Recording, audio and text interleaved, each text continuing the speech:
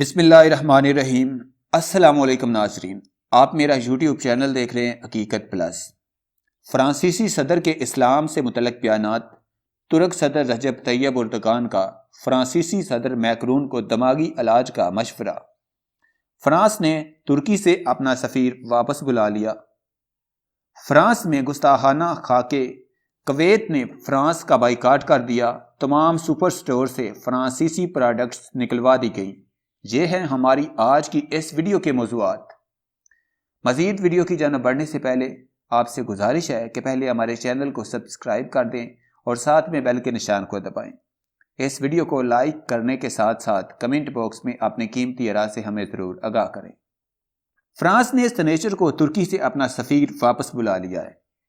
ترک صدر رجب Tayyip Erdogan نے اس سے قبل اپنے فرانسیسی ہم منصب میکرون کے بارے میں بیان دیا تھا کہ انہیں دماغی علاج کی ضرورت ہے۔ خبر رساں ادارے AFP کے مطابق اردگان نے یہ بیان میکرون کے مسلمانوں اور اسلام سے متعلق رویے کے پاس منظر میں دیا تھا۔ فرانسیسی صدر کے دفتر نے ایک بیان میں کہا ہے کہ صدر اردگان کا بیان قابل قبول نہیں ہے، غصہ اور توہین کوئی طریقہ کار نہیں ہے۔ نیٹو اتحاد کے رکن ممالک فرانس اور ترکی کے درمیان شام، لیبیا اور ناگورنو قراباغ میں ارمینیا اور آذربائیجان سمیت کئی مسائل پر تناؤ موجود ہے۔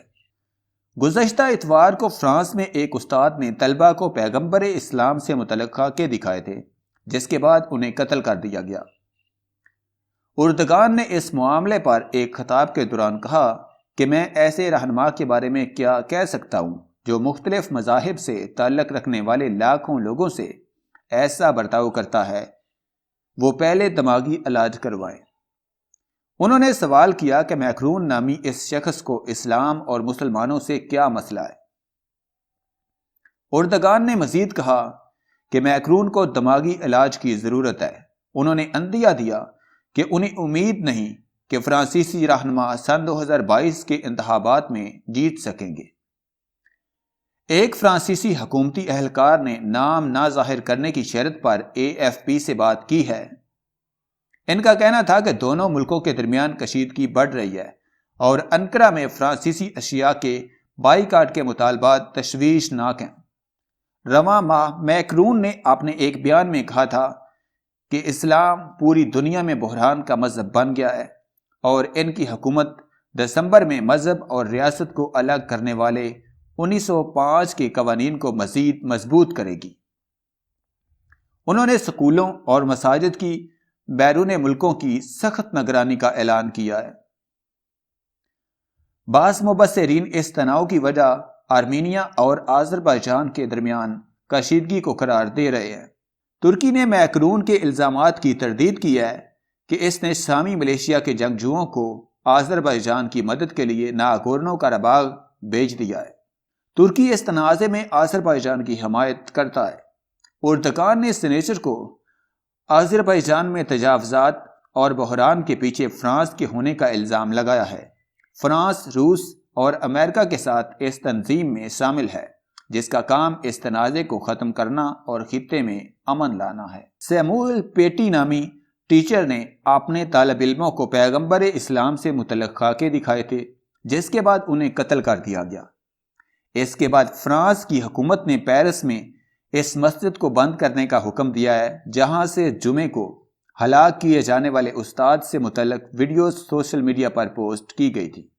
سیموئل پیٹی کے قتل کے واقعے نے فرانس میں لوگوں کو ہلا کر رکھ دیا ہے۔ اتوار کو لاکھوں لوگوں نے آزادی اظہار اور ٹیچر کے حق میں اور خلاف ریلیاں نکالی۔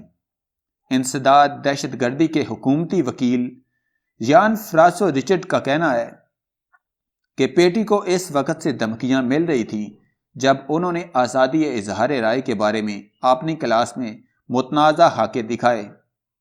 پیٹی تاریخ اور جغرافیہ کے استاد تھے۔ انہوں نے حالیہ برسوں میں کئی کلاسوں میں اپنے شاگردوں کو یہ خاکے دکھائے اور مسلمان طالب علموں سے وہ یہ بھی کہتے تھے کہ اگر وہ سمجھتے ہیں کہ یہ خاکے ان کے لیے ناقابل برداشت یا اشتعال انگیز ہیں تو وہ انہیں نہ دیکھیں اور اپنی نظریں پھیر لیں۔ یہ کس طرح کا استاد ہے جو اپنی نوجوان نسل کو کیا تربیت دے رہا ہے۔ مسلمانوں کے عقائد کے مطابق پیغمبر اسلام کا کسی قسم کا عکس یا تصویر ممنوع ہے اور اس کو انتہائی قابل مذمت سمجھا جاتا ہے۔ فرانس میں یہ معاملہ تنزیہ جریدے چارلی ایبڈو میں خاکے شائع کیے جانے کے بعد انتہائی سنگین صورتحال اختیار کر گیا ہے۔ ملک میں یہ حملہ ایک ایسے وقت میں ہوا ہے جب 2015 میں چارلی ایبڈو کے دفتر پر حملے میں 2 افراد کی سہولت کاری کے الزام میں 14 افراد پر مقدمہ چل رہا ہے۔ اس واقعے میں 12 افراد ہلاک ہوئے تھے۔ بہت سے فرانسیسی مسلمانوں کا کہنا ہے کہ انہیں نسل پرستانہ اور امتیازی رویوں کا اکثر سامنا کرنا پڑتا ہے اور اس کی وجہ ان کا عقیدہ اور مذہب ہے۔ یہ ایک ایسا معاملہ ہے جو کہ فرانس میں ایک عرصے سے اناد اور کشیدگی کی وجہ بنا ہوا ہے۔ فرانس میں کریک ڈاؤن آپریشن جاری ہے۔ مسلمانوں کے خلاف ان کا تعصب کھل کر بول رہا ہے کہ انہوں نے ایک طرف نعوذ باللہ حضور نبی پاک صلی اللہ علیہ وآلہ وسلم کے خاکوں کا بینر ایک عمارت کے فرنٹ پر لگا دیا ہے اور دوسری طرف مساجد اور مدارس بند کیے جانے کا سلسلہ بھی جاری ہے۔ فرانس کے اس قسم کے اقدامات پر دنیا بھر کے مسلم ممالک میں تشویش پائی جا رہی ہے۔ گزشتہ روز ترکی کے صدر رجب طیب اردگان نے فرانس کے سربراہ کو دماغی مریض قرار دیا۔ اس کے علاوہ سوشل میڈیا سائٹ پر بھی نوجوانوں کی طرف سے بھرپور رد عمل دیکھا جا رہا ہے۔ بائیکاٹ فرانس کی مہم عروج پر ہے اور اس مہم کے نتیجے میں کویت پہلا ایسا ملک ہے جس نے فرانس کی پروڈکٹس کو اپنے سپر سٹور سے اٹھوانا شروع کر دیا ہے۔ پیغمبر اسلام صلی اللہ علیہ وآلہ وسلم کے گستاخانہ خاکوں کو شائع کرنے کے خلاف مشرق وسطیٰ کے کئی ممالک میں فرانسیسی مصنوعات کے بائیکاٹ مہم کے سلسلے میں کویت کے شاپنگ مالز سے فرانسیسی اشیاء کا کاؤنٹر خالی کر دیا گیا۔ سماجی رابطے کی ویب سائٹ پر کویت سے ایسی تصاویر شیئر کی گئی ہیں جن میں 50 بڑے شاپنگ مالز کے انکاؤنٹرز کو خالی کرتے ہوئے دیکھا جا سکتا ہے جو اس سے قبل فرانسیسی اشیاء سے بھرے ہوئے تھے۔ تصاویر شیئر کرنے والوں نے لکھا کہ فرانسیسی اشیاء کا بائیکاٹ گستاخانہ خاکوں کی وجہ سے کیا جا رہا ہے۔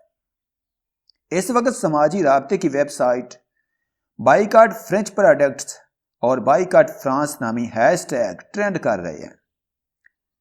ان ٹرینڈ کے ساتھ جو تصاویر شیئر کی گئی ہیں ان میں فرانسیسی اشیاء کے خالی کاؤنٹرز کو دیکھا جا سکتا ہے۔